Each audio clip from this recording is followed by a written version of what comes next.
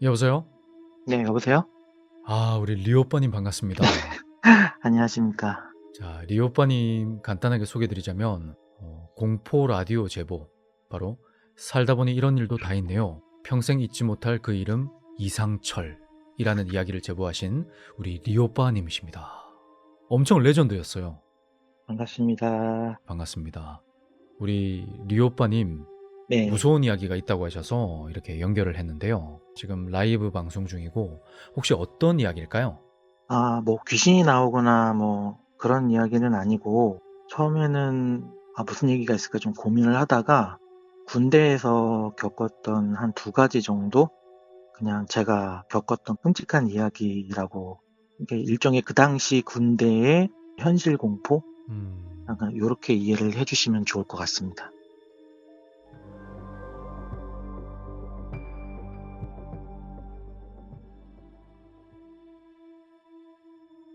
제가 90년도 중반에 군대를 갔어요. 그래서 그때는 지금이 군대랑 조금 많이 분위기가 많이 달랐던 것 같은데, 그때 부소대장님이 계셨고, 그분의 계급이 이제 중사셨어요.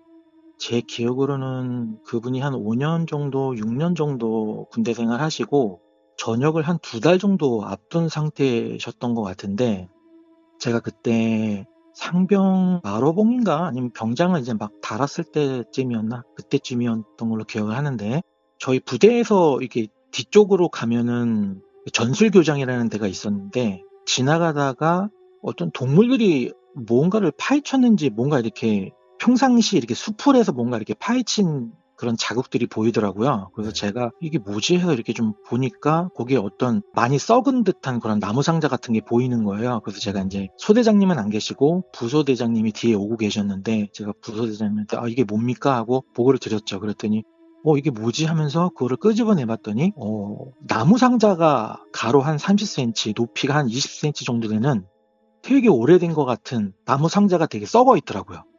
한 몇 년은 땅속에 묻혀 있을 법한 그런 나무 상자가 나오더라고요. 그래서 이게 뭐지 해가지고 끄집어내서 그 나무 상자를 열어봤더니 M60 탄피, 여러 가지 탄 이런 것들이 정말 많이 나오는 거예요. 그래서 그게 이제 군용 탄피 같은 거라면 거기에 이제 군용이라고 로고도 박혀 있고 이렇게 돼 있을 건데, 그게 아니라 누군가가 그냥 사람이 그냥 직접 만들어 놓은 나무 상자에 그런 M60과 5.56mm 탄인가 뭐 이런 것들이 아무튼 제법 수북하게 한 수백 발이 들어가 있는 거를 저희가 발견을 한 거죠. 그래서 이제 저희가 그 당시에 그 생각을 했을 때, 이거 그 당시에 10년 전인지 20년지는 모르겠지만 이게 탄이 남았는데, 이거를 군대에서는 그렇지 않습니까? 이게 탄이 부족해도 안 되고 남아도 안 되는데, 탄이 남으면 그냥 소진해 버리면 되는데 어떤 우리가 알 수 없는 어떤 이유 때문에 이거를 그냥 여기다 그냥 묻어버렸나 보다, 그렇게 생각을 했고, 이거를 소진을 해야 되겠다 그렇게 생각을 했습니다. 그래서 이거를 이제 대대에 보고를 하고서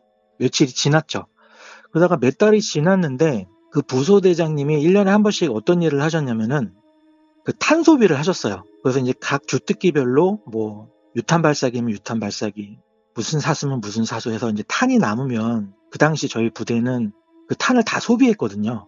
그래서 사격장에 가서 그 탄을 다 소비해서 다 쏴버리고 그렇게 했었는데, 그래도 그 탄들이 남으면 그게 지금 생각해보면 참 부질없는 짓이고 참 어이없는 행동인데, 이게 예를 들면은 5.56mm 앞에 탄두 같은 것도 이렇게 벤치로 열면은 열리거든요.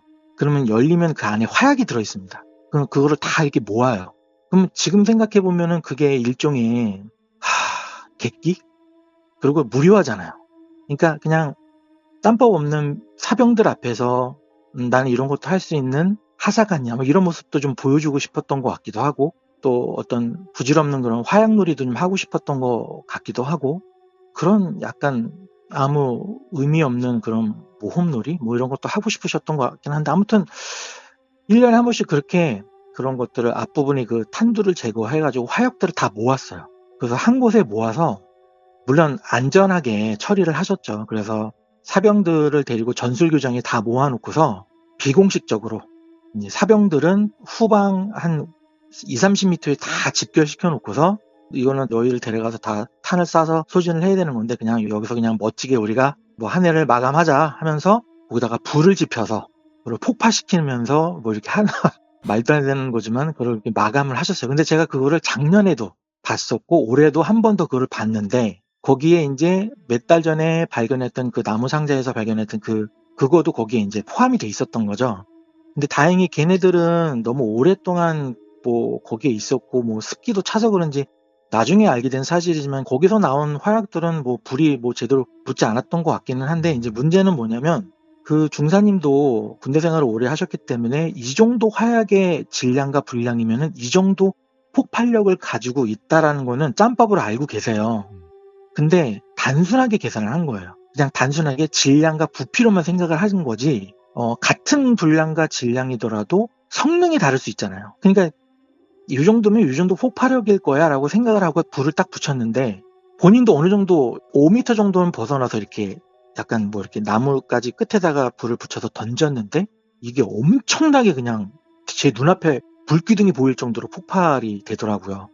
그래서 저는 그래도 그 당시에 병장 정도 됐으니까 제 뒤에 한 20m 뒤에 뭐 상병, 1병, 2등병들이 이렇게 앉아 있었고 저는 그 밑에 한 5m 전방에 있었고 저 앞에 한 10m 앞에 그 중사님이 그 불씨를 던졌는데 아무튼 그 폭발 사고로 인해서 그 중사님 온몸에 불이 붙었어요. 어. 그래서 떼굴떼굴 구르면서 그때부터는 막 진짜 아비규환이 됐죠. 그래서 뭐 온몸에 막 불이 붙어서 사람이 땅바닥에 떼굴떼굴 구르면서 나 죽겠다 그러시는데 정말 무서운 게 뭐냐면 눈에도 화약이 튀어서 앞을 못 보시는 거예요. 그래서 그때부터는 저도 이거를 제가 거기서 최고 선임이고 어떻게 될지를 모르겠어. 그리고 거기는 전술교장이라서 주변에 물도 없고 그래서 부대까지 가려면 전력 질주로 가도 5분 정도 걸리거든요. 그래서 제가 제 밑에 있는 상병 정도 되는 쫄따구 2명이랑 해가지고 교대로 등에 업고서 이제 부대까지 가서 어찌됐든 부대로 가야 되니까 부대까지 뛰어가는데 지금은 어린 친구들은 잘 모르겠지만 제가 어렸을 때까지만 해도 시골에서 자란 분들은 아시겠지만은 시골에서 어른분들이 개를 잡는 경우가 종종 있었어요. 그래서 개 털을 끄시려면은 그 개 털을 끄시려는 냄새가 나거든요. 개 털 끄시려는 냄새 그 아주 고약한 냄새가 있는데 우리가 실수로 머리카락 태우면 머리카락 한두 가락만 태워도 이상한 냄새가 나죠. 단백질 타는 냄새. 그렇죠. 단백질 타는 냄새의 수백 배가 나는 이상한 냄새가 온몸에서 나는 거예요. 그거를 등에 얼쳐매고서 뛰어가는데 그 5분이라는 시간이 한 5시간처럼 느껴지더라고요. 근데 사람이 막 온몸이 막 불에 이렇게 한번 그을려진 상태니까 고통스러워 하잖아요. 등에서. 제가 2등병 때부터 믿고 따르던 부소대장님이셨으니까 그렇게 한없이 어른 같은 그런 분이 제 등에 엎여서 이렇게 막 죽겠다고 이렇게 막 발버둥 치시는데 저도 막 눈물이 나더라고요. 그래서 저는 생각을 했죠. 화상 입었을 때 찬물을 뿌려도 되나? 이제 생각을 했어요. 물을 뿌려도 되는 거겠지? 어떻게 해야 되지? 그래서 제가 이제 상병한테는 넌 빨리 지금은 이제 명칭이 바뀌어서 행정보급관이라 그러는데 저 때까지만 해도 인사계라 그랬어요. 야, 인사계 빨리 불러. 행보관을 그 당시에는 인사계라고 불렀는데 야, 인사계 빨리 불러. 그래서 인사계를 부르러 뛰어갔고 저는 그분을 옷이 다 벗겨진 상태죠. 이제 속옷만 있는 상태예요. 옷이 다 걷어 전투복은 다 탄 상태니까. 그래서 찬물을 받아가지고 욕조 화장실 1층 대부분 막사 1층에는 HQ 본부중대가 있지 않습니까? 네. 그 본부중대 1층 화장실 문에 들어가가지고 바닥에 엎드려 놓고서 호수물을 받아서 일단은 찬물을 막 끼얹었어요. 자기 눈이 안 보이니까 눈에 좀 뿌려달라고 하더라고요. 눈은 비비지 마십시오 하면서 눈에다가 집중적으로 뿌려주고 그다음에 온몸에다가 집중적으로 이제 물을 분사해줬죠. 그러더니 행보관님이 오시더니 어떻게 된 일이냐 했더니 이렇게 해서 이렇게 됐습니다. 했더니 저 미친 새끼가 저녁 이제 한두 달밖에 안 넘은 새끼가 저 미친 새끼가 하면서 막 욕을 하는 거예요. 그래서 제가 인사기님 지금 그러실 때가 아닙니다. 빨리 후송 조치를 해야 됩니다. 그래서 이제 전화는 했다. 지금 백차가 오고 있다. 그래서 이제 201호차인가 뭐 아무튼 뭐 오고 있는지 뭐 아무튼 해가지고 후송 조치를 했는데 지금도 이제 잊혀지지 않는 게 인사계님도 그 같은 하사관이니까 자기 자식 같았겠죠. 그 후송돼서 떠나가는 그 중사의 모습을 보면서 이 새끼 소새끼 하면서 욕을 하는 거예요. 근데 그게 이제 상스러워 보인다라기보다는 절규죠. 너무나 그렇죠. 그 절규하는 모습 있잖아요. 너무너무 안타깝고 하늘이 무너지는 모습. 이 새끼가 2달만 더 버티면 되는데 사고를 쳐가지고 인생을 쪽내는구나 하면서 강하고 커 보이셨던 그 상사하셨거든요. 그분이 땅에 앉아서 그 눈물을 글썽이면서 땅을 치면서 그렇게 통곡을 하시는 거예요. 그래서 저도 그 모습 보면서 뒤에서 막 울었는데, 그러고 있다가 한 달 있다가 이제 병원에서 돌아오셨어요. 근데 정말 다행히 수술도 좀 잘 되고 해서 저희가 생각했던 것보다, 우리가 이제 화상 입으면 이렇게 피부가 쭈글쭈글해지고 이렇게 막 그런 흉측한 모습을 많이 떠오르는데, 응급조치가 잘 됐고, 그래도 잘 돼서 피부가 그래도 많이 괜찮으시더라고요, 생각보다. 근데 이제 한 가지 좀 그런 게 뭐냐면, 그게 이제 나중에 시간이 많이 지나면 괜찮아진다고는 하는데, 피부는 진짜 괜찮아요. 피부는 좋은데, 그 화상 입었던 데가 유난히 하얘요. 너무 하얘. 그래서 그게 너무 도드라지는 거지. 그리고, 얼굴도 그렇고, 화상 입었던 데는 장갑을 끼고 계시더라고요. 얼굴도 다 마스크로 가리고 계시고. 그래서 처음에는 얼굴이 흉측하셔서 가리셨습니까? 그랬더니 아니다. 얼굴에는 피부도 깨끗하고 다 괜찮은데 직사광선을 앞으로 5년 동안은 못 잰다 그러더라고요. 그러니까 태양광을 직접 쬐면은 이 피부가 변색된대요. 그래서 자기는 이제 이런 백열전구나 이 형광등 이런 건 괜찮은데 태양 이 직사광선을 직접 자외선을 직접 노출시키면 안 되기 때문에 앞으로 짧게는 3년, 길게는 5년 정도는 밖에 나갈 때는 무조건 피부가 직접 노출되면 안 된다. 그리고 고맙다. 저한테 그렇게 얘기하시면서 저희들의 격려를 받고 그렇게 붕대를 감고 전역을 하셨던 그 윤 모자 쓰셨던 중사님이 계셨는데 지금도 가끔 생각이 납니다. 뭐 그랬던 일이 있었고, 들으시는 분들도 언제나 이렇게 안전사고가 정말 눈 깜짝할 사이에도 일어날 수 있으니까 맞아요. 항상 건강 잘 챙기시길 바라겠습니다. 그리고 두 번째 이야기는, 네. 제가 이거는 조금 더 충격적일 수 있는데, 저는 이거를 군대 갔다 오고 나서 지금도 잘 이해가 안 돼서 군대 현역으로 갔다 온 제 친구들한테 가끔씩 이 이야기를 하면, 너 군대에서 이런 경험 해본 적 있어? 라고 하면 아직도 그런 경험을 해본 친구가 단 한 명도 없어요. 그리고 해병대를 갔다 온 친구한테도 물어본 적이 있는데 해병대에서도 그런 경험을 해본 적이 없다. 그리고 특전사를 갔다 온 친구는 없어서 못 물어봤어요.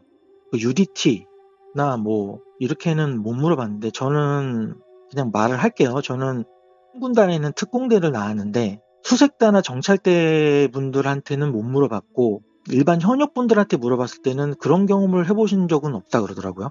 근데 80년대 군대는 어떤지 모르겠어요. 근데 90년대에 7땡땡 특공연대를 나왔는데 지금 생각해도 좀 이해가 많이 안 되는 부분이, 지금은 정말 상상도 할 수 없는 군대에, 이거는 부조리라고 할 수도 없고 인권 말살이자 인권 만행이라고 할 수 있는 그런 부분이라고 생각을 합니다. 자, 말씀을 드릴게요. 자대 배치를 가서, 제가 원해서 갔었던 군대는 아니었지만은 어찌됐든 배기부충대를 갔는데 신체가 건강하다는 이유로 그 부대를 가게 됐어요. 가고 나서 5주 동안의 양구에 있는 이사단에서 그 신병 교육을 받고 이 부대에 차출을 받아서 이 부대를 갔는데, 이 부대에서 한 달 정도 있고 나서 특교대라는 데를 또 가요. 특교대라는 건 특공교육대라 그래서 이제 교육을 또 따로 또 받으러 가요. 거기서 한 4주 정도 교육을 또 따로 받습니다. 특교대까지 나와야 이제 조금, 이제 너는 그래, 너 이제 조금 대우해줄게, 약간 이런 분위기가 돼요. 그래서 이제 특교대까지 나와서 이제 군가도 다 외우게 되고 싸가도 다 외우게 되고 특공무술도 어느 정도 다 배우게 되고 뭐 태권도도 다 외우게 되고 중대 선임들 입대 날짜 뭐 이런 거 다 외우게 되고 하면서 이제 이제 군대 생활이 조금은 익숙해질 법할 때, 모모 중대 식사하십시오 그래가지고 군대 식당 앞에 줄을 이렇게 딱 섰는데, 우리가 이제 가끔 지하철역 앞에 가면 뭐 어디 아프리카 난민 어린이들 위해서 우리 기부해 주십시오 하면서 이렇게 사진 같은 거 전시해 놓으면서 그 아이들 위해서 우리 기부해 주시고 뭐 여기 스티커 좀 여기 앞에 찍어 주시고 뭐 설문조사 좀 해주세요, 이런 대학생들을 가끔 보죠. 얼마 전에 저는 그 앞에, 했습니다. 그쵸. 거기 보면은 이디오피아나 뭐 이렇게 우간다 이런 불쌍한 어린이들 사진 같은 거 이렇게 진열해 놓고, 뭐 한 달에 10,000원이면 이 아이들에게 배불리 먹일 수 있습니다 하면서 이렇게 사진 같은 거 진열해 놓잖아요. 맞아요. 그런 사진들이 쭉 있는 거예요. 그래서 멀리서 딱 보고서 군대에서도 이렇게 좋은 행사들을 하는구나 하면서 그래, 그렇구나. 뭐 군대에서도 헌혈도 하니까 뭐 이런 게 있구나 하면서 이제 줄기를 바랐어요. 근데 앞에서 뭐가 분위기가 좀 웅성웅성한 거예요. 그래서 왜 그러지 하면서 이제 줄이 이제 점점 줄어서 이제 사진 앞에 딱 갔는데, 이 사진이 그런 사진이 아니라 부대 내에서 사건 사고가 나서 사망 사고가 있었던 그런 사진들을 모자이크 없이, 그것도 이 사진은 뭐 1988년 뭐 강원도 홍천 128땡 부대의 뭐 14시 16분 제3 내무반에서 모모 병장인 무모 병장에게 뭐 총기를 난사하여 뭐 머리가 어떻게 돼서 뭐 뇌가 보이는 사진으로서 이런 것들을 다 진열을 해놓은 거예요.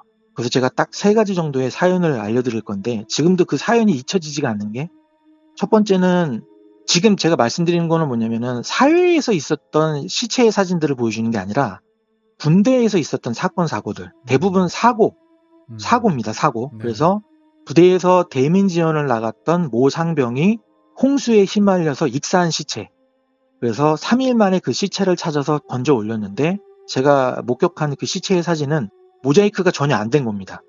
그리고 우리가 이 스냅 사진 찍은 거는 이 손바닥만한 그런 작은 사진이 아니라 보통 사진 한 장이 A3나 A4만한 아주 칼라, 고화질의 그런 사진이라고 보시면 돼요. 얼굴이 거의 이렇게, 우리가 수박 보면 되게 큰 수박 있죠. 네. 얼굴이 수박만 해져가지고 이렇게 퉁퉁 부러져 있고, 배는 임산부의 한 2배 정도가 이렇게 부풀어져 있었어요. 그런 얼굴은 이렇게 뭉개져서 이게 남자의 얼굴인지 여자의 얼굴인지 알아볼 수 없을 정도로, 그러니까 이렇게 쉽게 말하면은 사람이 물에 48시간 그 이상으로 들어가 있다가 나오면 뿌는 거죠. 그리고 상처가 나면 그 안에 물이 이렇게 더 들어가면 그 부분은 더 부풀어져서 더 심하게 부풀어져요.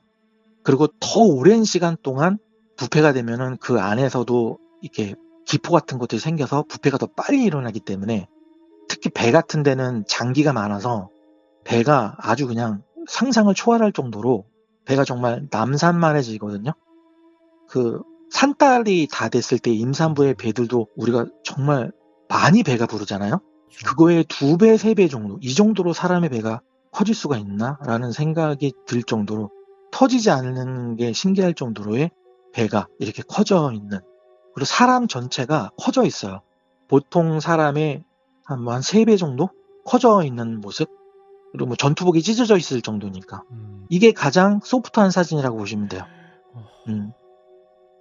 그리고 2번째, 이게 정확히 기억이 안 나는데 박격포인가 크레모아가 뭔지 아시죠? 네. 박격포인가 크레모아인가를 정통으로 맞아서 사람이 갈기갈기 찢어진 거예요, 사람이. 근데 이제 군대에서 사람이 죽었기 때문에 가족들에게 알려고 시체를 수습해야 되잖아요. 그래서 이거를 시체를 찍었는데, 이거를 어떻게 했냐면, 아마 들어보신 분들 있을 건데, 이게 봉다리를 하나씩 준대요. 긴 비닐봉지 같은 거를. 그래서 살점이 다 날아가 있기 때문에 살점을 젓가락 같은 걸로 하나하나씩 다 모은대요. 그래서 그거를, 이게 어느 부위인지도 모르는 거죠. 그래서 그거를 그냥 대충 이렇게 하나씩 모아가지고 가족들한테도 보여줄 수도 없대요. 그렇게 상황을 수습을 해서 그 가족들한테 그렇게 상황 설명을 하고 화장터로 그냥 그렇게 보내서 절차를 밟는다고 하더라고요. 그래서 형체가 없기 때문에 젓가락으로 비닐봉다리에 하나씩 그 살점들을 모아서 시체를 수집을 한다. 그런데 그 살점들을 하나하나 모은 사진들을 또 사진을 다 찍어서 저희들 앞에 보여줘요. 식당 앞에. 근데 그걸 왜 보여주는지는 제가 맨 마지막에 말씀드릴게요. 네. 자, 세 번째는 진짜 끔찍한데, 이거는 자신 없는 분들은 듣지 마세요. 한 2, 3분 정도는. 이거는 강원도에서 실제로 있었던 일인데, 모 병장이 전역을 앞두고 너무 추웠나 봐요. 근데 이 병장이 치사병이었나 봐요. 근데 닭튀김이 나오는 날이었나 봐요. 근데 이제 대규모 인력을, 군 장병들을 먹여야 되니까 엄청난 양의 기름통에서 끓고 있었겠죠. 그렇죠. 근데 그 기름통이 밑에서 부글부글 막 100도, 200도가 넘는 그 기름이 밑에서 끓고 있는데, 그 위에 뚜껑을 덮고 그 위에서 그 병장이 잠을 자고 있었나 봐요. 너무 추우니까. 그러다가 얘가 그 안에 빠진 거야. 그래서 사람이 튀겨졌습니다. 그래서 그거를, 시체가 그 안에서 그냥 사람이 튀겨져서 죽었는데 그걸 또 사진을 찍었네. 그걸 저희들한테 보여주더라고요. 그래서 밑에다가 그거를 모모 부대에서 뭐 16시 뭐 하던 모모 병장이 석식 조리를 하다가 잠시 누워서 휴식을 취하던 중 실수로 뭐 낙상하여 조리기구에 떨어져 뭐 이렇게 해서 사망하게 된 사고임. 이렇게 해서 그거를 다 사진을, 전면에서 찍은 사진, 옆에서 찍은 사진, 그거를 적나라하게 다 보여줘요. 자, 그거를 왜 보여주냐? 대충 짐작은 하실 건데, 저희가 이제 약간은 특수한 임무를 부여받는 부대이다 보니까 첫 번째 담력이 커야 된다. 그게 첫 번째 이유였습니다. 그리고 지금도 정말 이 어이가 없는 게 그거를 식당 앞에 그걸 보고 들어가서 밥을 먹으래요. 그래서 10명이 그걸 보고 식사를 하면 10명 중에 한 2명은 밥을 못 먹어요. 밥이 안 들어가죠. 그리고 10명 중에 2명은 밥을 먹다가 이제 헛구역질이 나서 식사를 제대로 못하고 뭐 나머지 사람들은 뭐 밥이 이게 뭐 코로 들어가는지 입으로 들어가는지 먹는 둥 마는 둥 하고 그냥 그렇게 식사를 했는데 더 끔찍한 건 뭐냐면 제 기억이 정확한지 모르겠는데 아주 자주는 아니지만 한 분기 정도 되는 것 같아요. 한 3개월, 2개월에 한 번씩 그렇게 그게 마치 행사처럼 그런 사진들이 싹 바뀌어서 또 옵니다. 그걸 계속 보여줬어요. 제가 군대 전역할 때까지. 늘 새로운 사진으로. 근데 진짜 끔찍한 건 뭐냐면 전역할 때쯤 되면요. 아무렇지도 않아요. 진짜로. 그냥 그랬구나. 조심해야지. 몸 성하게 부모님 편으로 돌아가는 게 효도하는 길이지 하면서 내 몸 편하게 건강하게 전역 잘하자. 그냥 뭐 효과는 나름 있는 것 같아요. 그냥 조심하자. 안전사고 조심하자. 뭐 이런 생각은 들고 뭐 사격장에서 조금 더 정신 바짝 차리고 전우들 간에 특히 사격장에서 사고 일어나지 않도록 더 바짝 차리고 이렇게 했었던 그런 일들이 있었습니다. 저는 군대 갔을 때 전군이 다 그걸 보는 줄 알았어요. 그래서 제가 군대 전역하고 나서 제 친구들한테 그런 얘기를 했더니 자기는 그런 거 본 적이 없다는 거예요. 그래서 우리 부대만 그랬구나. 근데 저도 그런 걸로 처음 알고서 근데 생각을 해보세요. 물론 거기 그분들은 다 고인들이시고 뭐 얼굴을 알아볼래야 알아볼 수는 없지만 물론 이름도 박땡땡, 김모 땡땡 뭐 이렇게 되어 있긴 한데 그게 돌아가신 분들 사진 찍어서 보여주고 그게 사람이 할 짓입니까? 그러니까요. 예? 그거는 인간으로서 할 짓이 아니죠. 아무리 90년대라고 해도 지금은 30년 전 이야기, 군대 생활 이야기이긴 한데 그거는 해야 하면은 안 되는 일이에요. 그거는. 그러니까요. 전 처음에 이제 경각심을 가져라. 사고는 언제 일어날지 모르니까. 물론 그런 의미도 있었겠지만. 그런 의미가 제일 크기는 하죠, 사실은. 그렇죠. 근데 너무 적나라하게 그렇게 근데 끔찍한 거는 제 스스로도 제가 그런 거에 단련이 돼 가더라고요. 나중 가면은 그냥 그런가 보다. 그냥 그렇구나 하면서 그렇게 돼 가더라고요. 근데 정말 여기 의문인 게 네. 다른 사고는 어떤 사고인지 알겠는데 네. 도대체 크레모아 사고는 도대체 왜? 크레모아 사고는 보시면 이게 프론트가 있고 이렇게 그쵸. 뭐가 있잖아요. 그래서 적방향에 있고 뭐 이렇게 있잖아요. 그래서 네. 그게 선으로 연결하지 않습니까? 그쵸. 그거 신교대 가면 다 하거든요, 조교들이. 근데 이제 그거를 선으로 뒤로 이렇게 해가지고 뒤에 이게 격발 장치가 따로 있을 거예요. 근데 그거를 누가 잘못 누르는 거겠죠. 근데 전군이 군인이 수십만 명인데 0.1%만 사고가 나도 한두 명은 죽죠. 어우. 크레모아 모르시는 분이 계신데 지금 자료 화면 띄워드릴게요. 이렇게 생겼는데 이거를 격발하면 여기서 수천 수만 개의 쇠구슬이 나가요. 뻥 하고 한 방에. 이 무기가 왜 개발됐냐면 저도 정확히는 모르겠지만 옛날에는 뭐 중공군 인해 전술로 왔잖아요. 그래서 그렇게 우르르 막 적이 몰려올 때 이제 한 방에 네. 해결을 해야 되는 거야. 네, 총으로 맞아요. 땅땅땅 쏘면 되지가 않잖아요. 그러니까 네.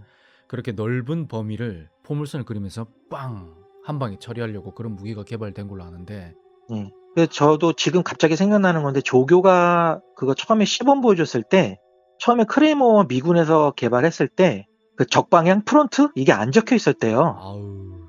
네, 그래서 지네들도 자기네들이 만들어 놓고서도 자기네들도 헷갈리는 거지. 이게 진짜. 방향이 어디가 적방향이지? 해놓고서도 사고가 많이 났다 그러더라고. 그래서 시행착오를 겪었다 그러더라고, 초반에. 그래서 야 이거 사고가 많이 나니까 적방향을 적어놓자. 그래서 이제 영어로는 프론트 뭐 이렇게 적어놓고 우리나라에서도 만들었을 때 이제 적방향 이렇게 친절하게 그거 거꾸로 해놓으면 돌아오면서 야 눌러 해놓으면 이제 자기 등 뒤에서 쇠구슬 날라오는 거죠. 그렇죠. 예. 야, 진짜 안전사고는 물론 산업 현장에서도 많이 일어나잖아요. 그죠? 네, 그렇죠. 군대도 정말 장난이 아니죠. 정말 여러분 아무튼 오늘 이야기 들으신 분은 이걸 흥미로 들으시는 분은 아무도 안 계실 거예요. 아마 군대 갈 아들이 있는 분이시거나 그죠? 아이고. 실제로 이제 군대를 앞두고 있는 군입대를 앞두고 있는 분도 계시겠지만 오늘 이야기를 경각심을 가지고 들으셨으면 좋겠어요. 네네. 사고는 언제 어느 순간에 벌어질지 모르니까 안심하지 마라. 네. 저 때문에 또 근심만 더 많이 생기시는 분들이 계실 아닙니다. 거고. 이런 네. 이야기를 들음으로써 아, 그런 끔찍한 경우를 안 당해야 되겠구나 하고 네. 조심할 수가 있죠. 또 극소수니까요. 아, 네. 그렇죠. 예. 아무튼 극소수니까. 방심하지 또 말자. 네네. 예. 다들 아, 건강하시고 네, 만수무강하시고 새해 복 많이 받으시길 바라겠습니다. 네, 오늘 리오 오빠님 오늘 참여해 네. 주셔서 감사드리고요. 네. 다들 행복하세요. 감사합니다. 삼바. 네, 쌈바.